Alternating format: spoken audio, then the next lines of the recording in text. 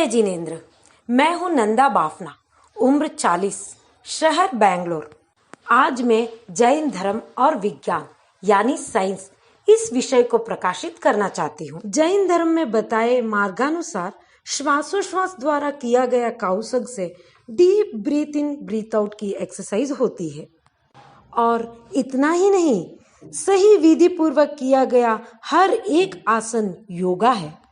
हमारे तीर्थंकर भगवान को जब केवल ज्ञान हुआ, वे योगासन में विराजमान थे, जैसे पद्मासन, वज्रासन, यानी जैन धर्म में इसे गौदुलिक आसन कहते हैं। जैन धर्म के एक बुजुर्ग से हमने चर्चा की तो मालूम पड़ा कि उनको कभी हॉस्पिटल जाने की नौबत ही नहीं आई। कारण पूछा तो बताया उनका लाइफस्टाइल, जीवन शैली ही कारण है। चलिए तो समझते हैं जैन धर्म की उपलब्धियां। जैन धर्म का मानना है कि मांसाहार नहीं करना चाहिए, इसलिए जीने के लिए केवल सब्जियों और फलों का ही इस्तेमाल करना चाहिए।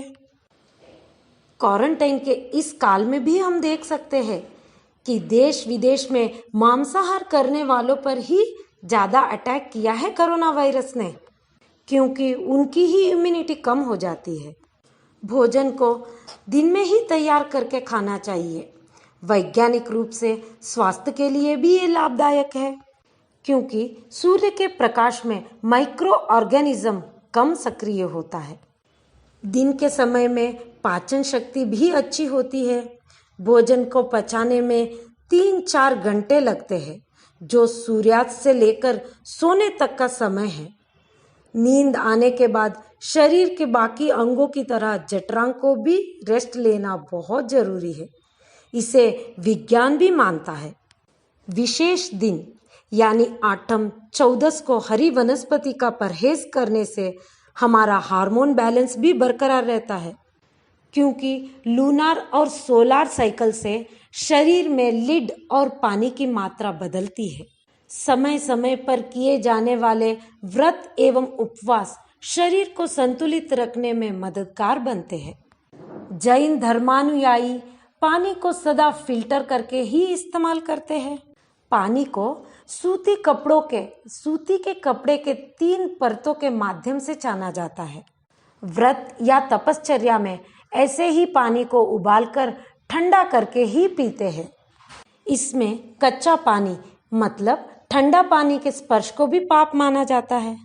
ये बात साइंस में भी साबित हो गया है कि गर्म पानी में ठंडा पानी मिलाने से पानी जहर बन जाता है।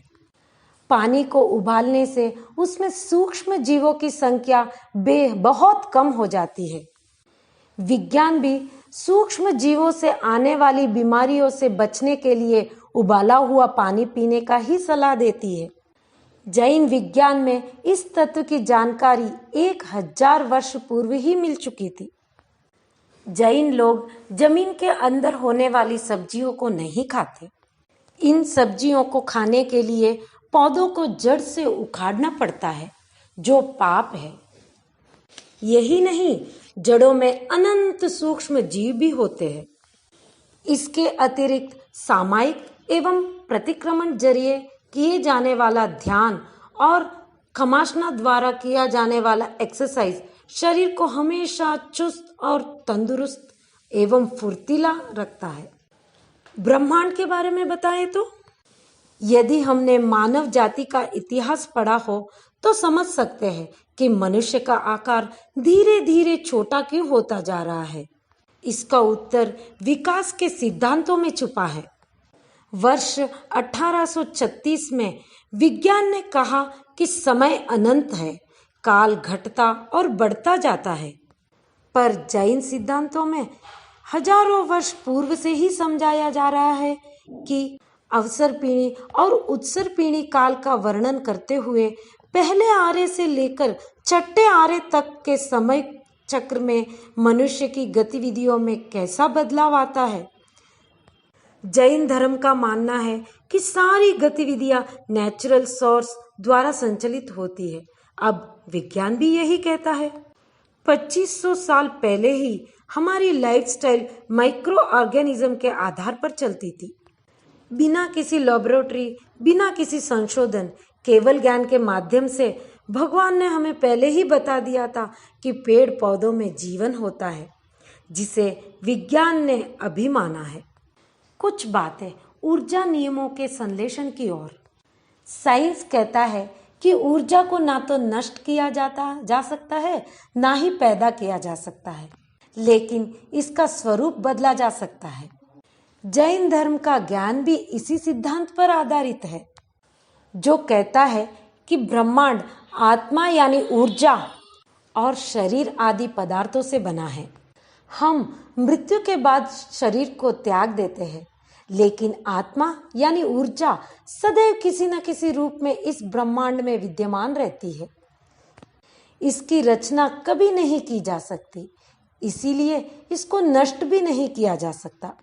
मगर मोक्ष प्राप्त नहीं करने तक इसका स्वरूप यानी पुनर्जन्म बदलता रहता है। इससे यही साबित होता है कि जैन धर्म एक विज्ञान ही है। इसके अनुरूप चलने वाला तीर जाता है।